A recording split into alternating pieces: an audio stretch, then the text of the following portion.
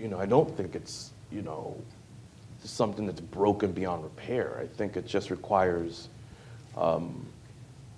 people to check themselves on both sides and consistently remind themselves of the things that they know to be true, the things they want to be true, kind of keep an eye on like, how do I want this to end,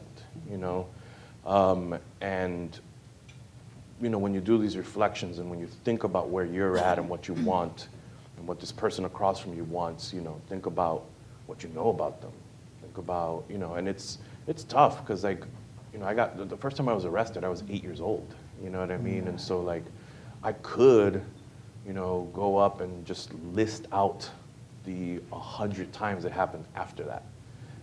And then use that to base my understanding of how police are, right? I could. And there are times when I do, but I think I think there's a little bit of responsibility, I shouldn't say a little bit, there's a responsibility on my part to also kind of step back and not frame all police officers in that mindset.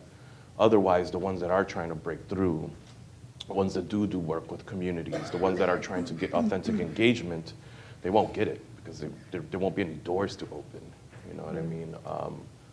And so I think that what I would say is that it's difficult, and it's not broken beyond repair, but it's definitely broken beyond what you know it's going to look like when you put it back together again. Like you have no idea. It might not look like the thing that you broke in the first place.